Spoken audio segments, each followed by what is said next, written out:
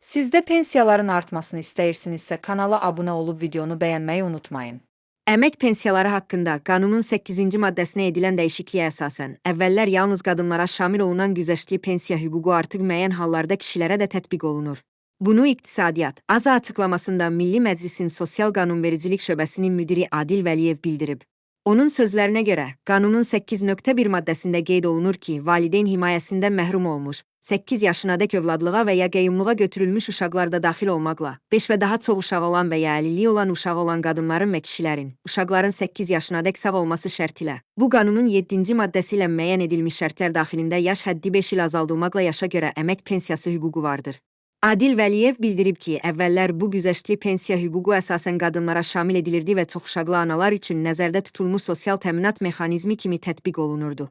Lakin qanunvericiliyə edilən son dəyişikliklərdən sonra müəyyən şərtlər daxilində kişilər də bu hüquqdan yararlana bilirlər.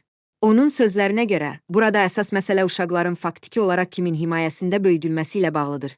Əgər qadın vəfat edərsə, yaxud məhkəmənin qanuni qüvvəyə minmiş qərarı ilə valideynlik hüququndan məhrum edilərsə və ya nikaha xitam verildikdən sonra uşaqların himayəsi rəsmi şəkildə kişinin üzərinə verilərsə, bu halda həmin ata da güzəştli pensiya hüququ əldə edə bilər.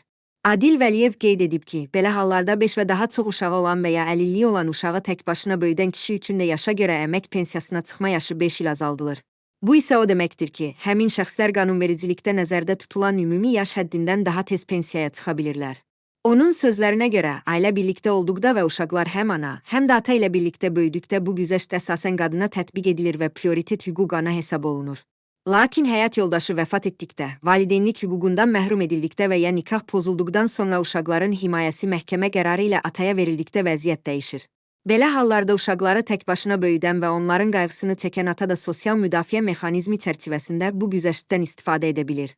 Qanunvericilikdə nəzərdə tutulmuş şərtlər yerinə yetirildiyi təqdirdə həmin kişilərin pensiya yaşı 5 il azaldılır və onlar yaşa görə əmək pensiyasına daha tez çıxmaq hüququ əldə edirlər.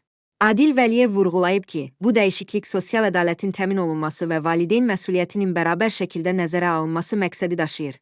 Yəni uşaqları tək başına böyüdən ataların da sosial təminat baxımından dəstəklənməsi nəzərdə tutulur. Bu baxımdan qanuna edilən dəyişiklik ailə institutunun qorunmasına və sosial müdafiə sisteminin daha ədalətli şəkildə tətbiqinə xidmət edir. Nəticə etibarilə, 5 və daha çox uşağı olan və ya əlilliyi olan uşağı tək başına böyüdən kişilər, qanunvericiliyin müəyyən etdiyi şərtlər daxilində yaşa görə əmək pensiyasına çıxarkən 5 illik güzəştdən yararlana və beləliklə 60 yaşında pensiyaya çıxmaq hüququ əldə edə bilirlər.